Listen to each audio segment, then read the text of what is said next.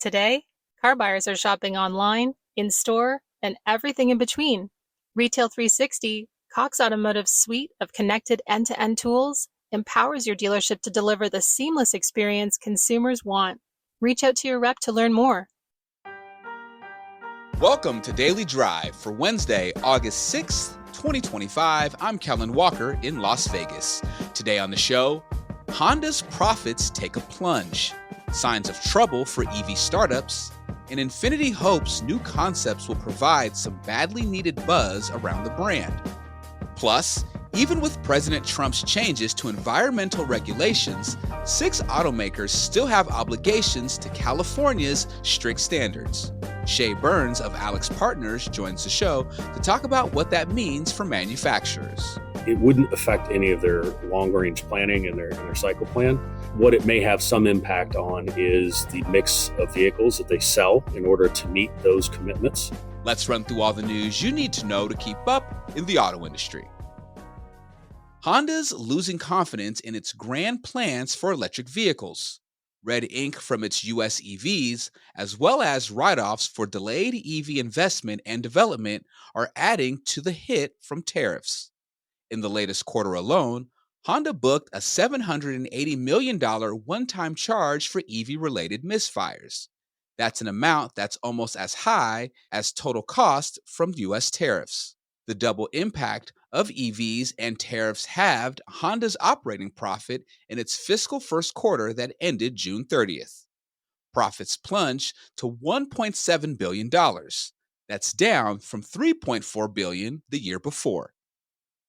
EV startups are feeling the pinch of President Trump's crackdown on environmental regulations. On Rivian's earnings call on Tuesday, the company said it no longer expects to reach positive gross margin in 2025.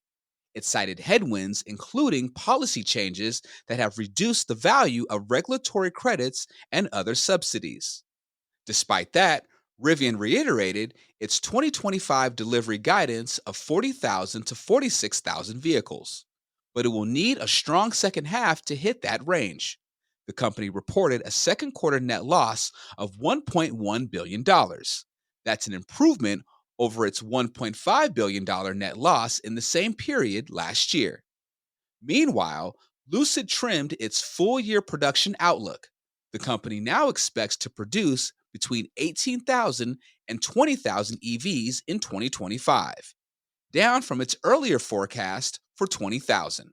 And Nissan has a plan to prove that Infiniti's QX80 SUV can venture away from asphalt. The Japanese automaker is exploring 3 limited edition variants to showcase the flagship SUV's power, acceleration, and agility.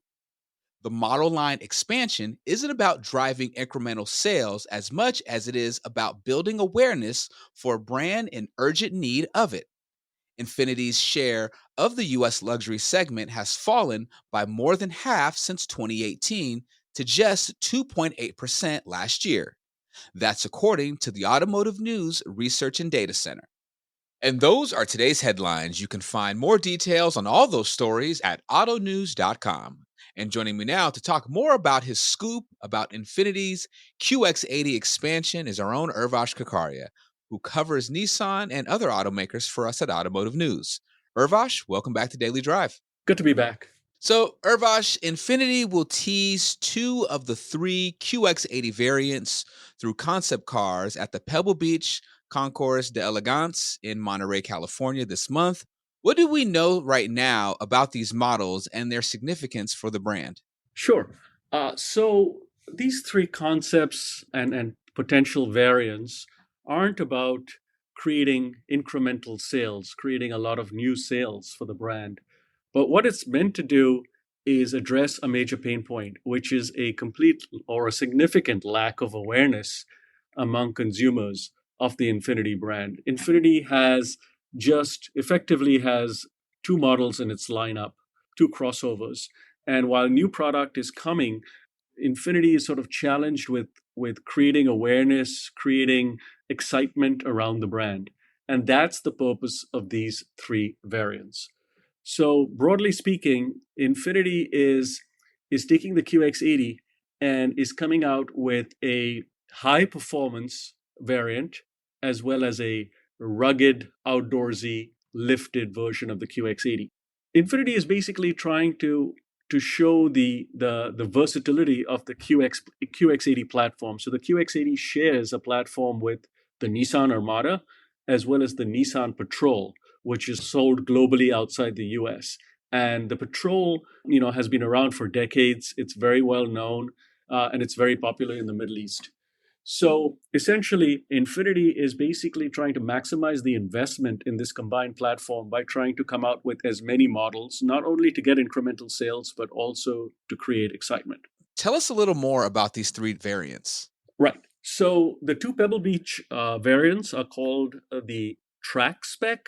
These are the concepts, and Terrain Spec. Track Spec is a souped up, high performance version. It'll have more than 550 horsepower, which is at least 100 horsepower more than the current 450 horsepower QX80. Infinity will use the same engine, but they will make some hardware upgrades and software tweaks to draw more power out of that engine. And the engine, interestingly enough, is in the same family of engines as the VR38, which is in the GTR sports car. So clearly, this engine has a lot of potential, and Infinity engineers want to basically push it to its limit, or push it close to its limit without exceeding its capabilities.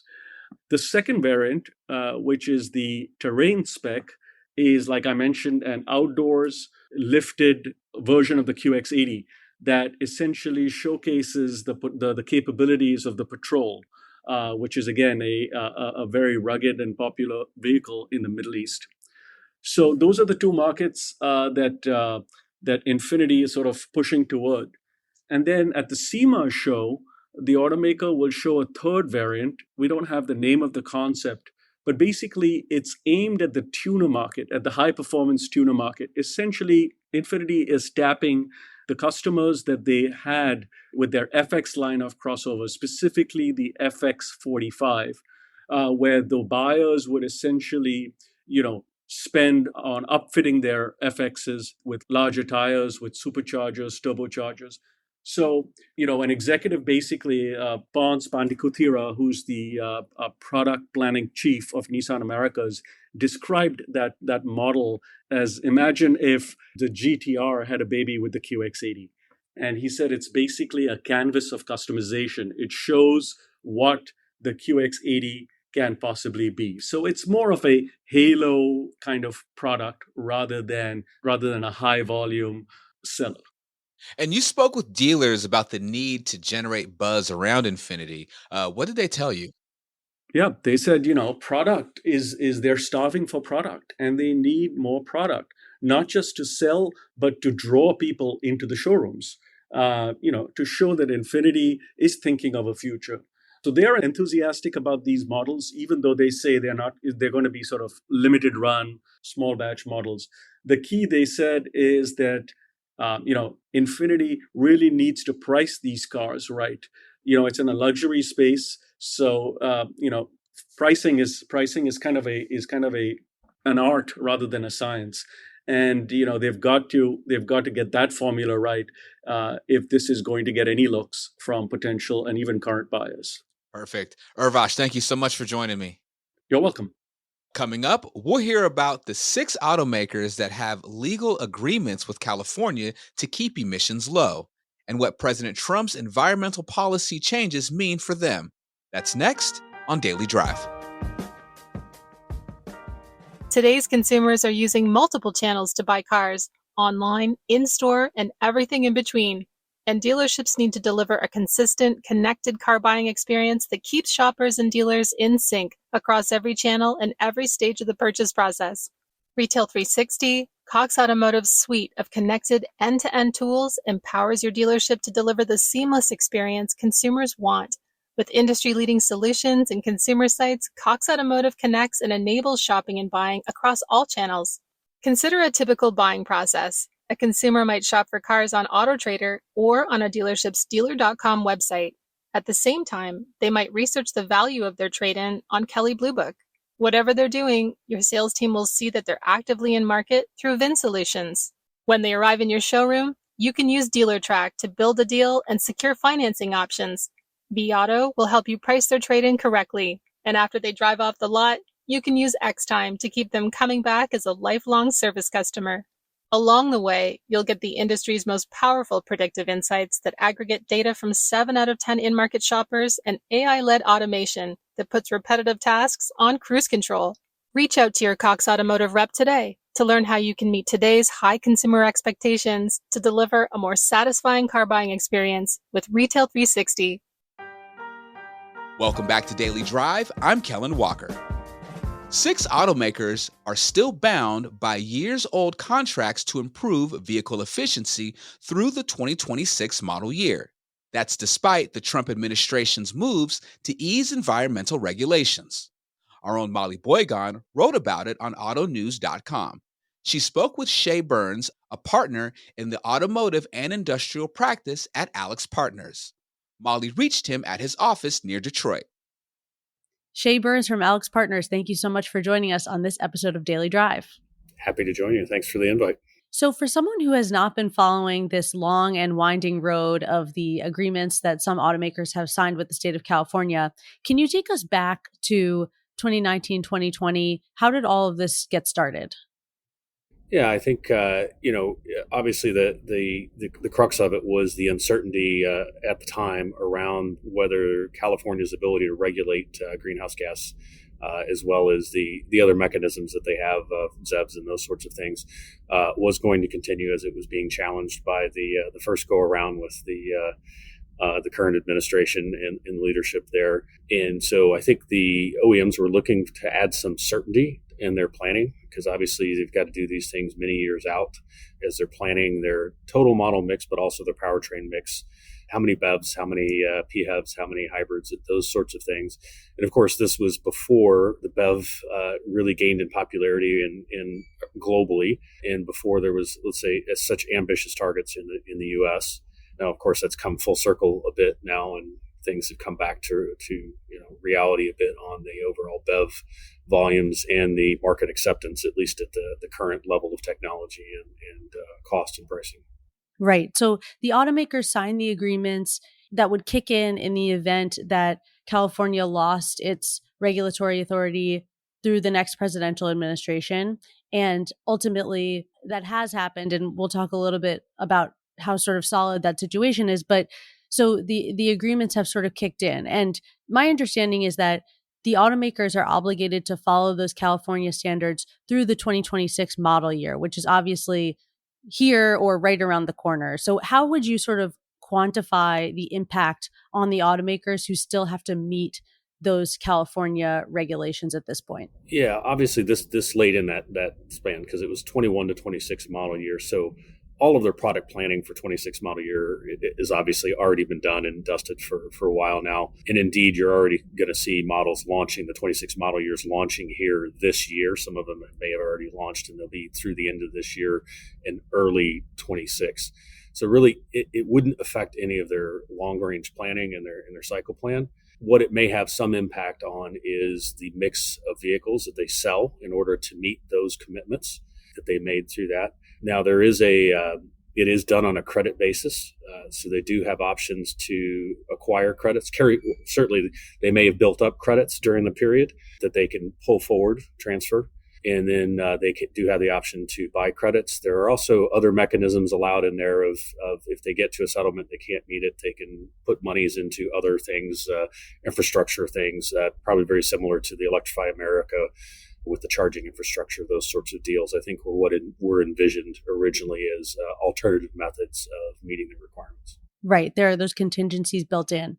One of the interesting things about the agreement landscape for me is you have 6 automakers total, 5 of which signed the agreements in 2020, and Stalantis, which signed the agreement in 2024. And there are some idiosyncrasies of Stellantis's obligations post 2026 model year. Can you talk a little bit about what those are? Yeah, so cursory look at these agreements, but they substantively, for the greenhouse gas, the 21 through 26 look to be the same formulas, the same requirements across OEMs, including Stellantis, who obviously signed up much later to that, in 24, so most of the way through that 21 to 26 model year period. The big difference is Stellantis signed up to the ZEV requirements through 2030. So that is, as you say, a substantive difference. It goes out much further into the future, and potentially with the numbers there has a much larger impact.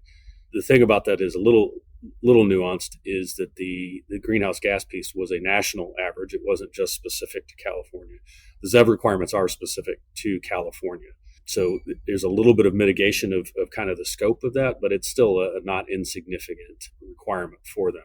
Of course, Stellantis it was in a different time period, and they were coming from a little bit different place in their negotiations with CARB, California Air Resources Board, in that they had some, let's say, prior alleged violations that they were in negotiations with about resolving. So I think that encouraged them to maybe make some more concessions at the point in time to get to the agreement that they did. Do you think that there's any likelihood that any of these 6 automakers would sign a similar agreement in the current regulatory and political climate?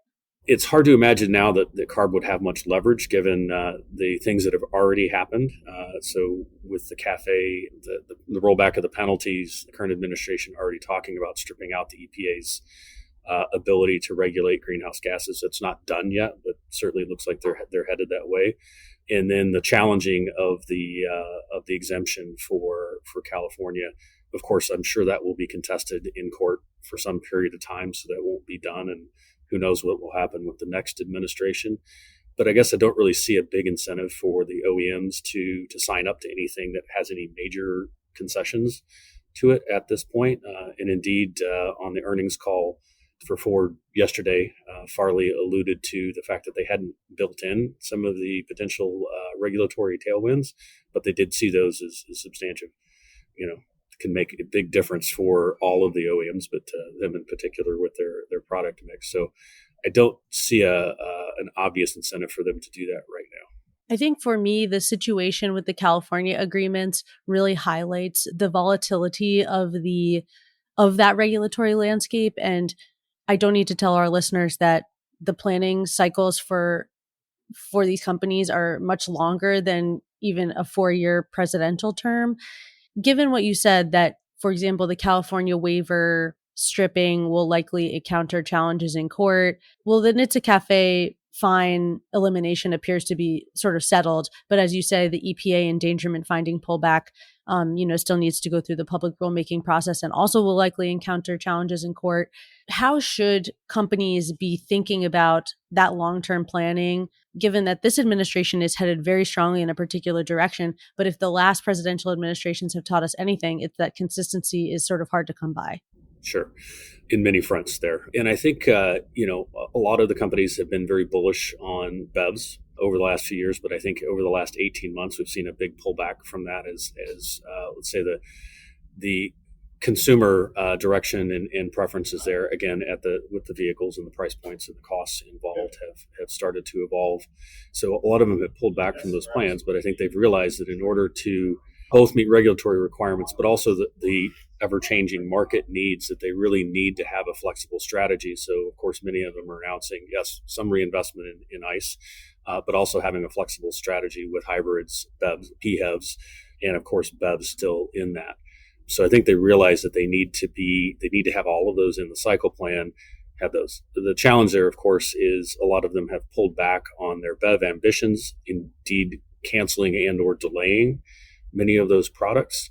Obviously, those are things that you can't just flip a switch and turn them back on and have them on the road in a year type of thing. So I think they're going to be looking at when are the next potential inflection points, potentially changes in administration, those sorts of things as to when they might need to make decisions and place their bets with their product development dollars to, maybe turn some of those things back on or address segments of the market that they are not currently addressing with the product offerings. Yes. And it seems to me that maintaining that product mix and not going in entirely on a particular powertrain will probably be the way forward for a lot of these companies. You hear in the industry this sentiment that a failure to invest in electric vehicle technology will put the domestic automakers at a disadvantage in terms of global market share over time. And I wonder if you think that that strategy of maintaining different powertrain capacities and investment and research and development is effective for trying to maintain that dominance and that competitiveness for the domestic industry. Yeah, I think that's the multi-billion-dollar question there, right?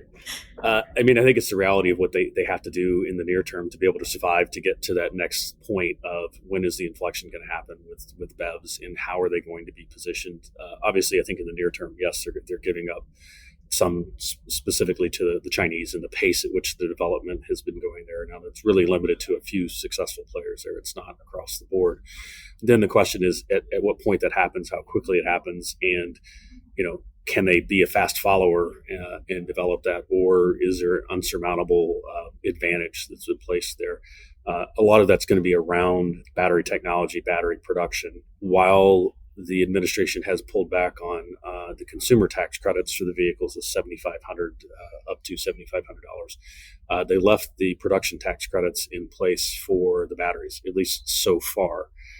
So some are still looking to take advantage of that. Ford mentioned that in their earnings call yesterday. So that's still a reasonable incentive. That said, a lot of that investment has slowed down because of the overall demand for BEVs not growing at the pace that was originally intended.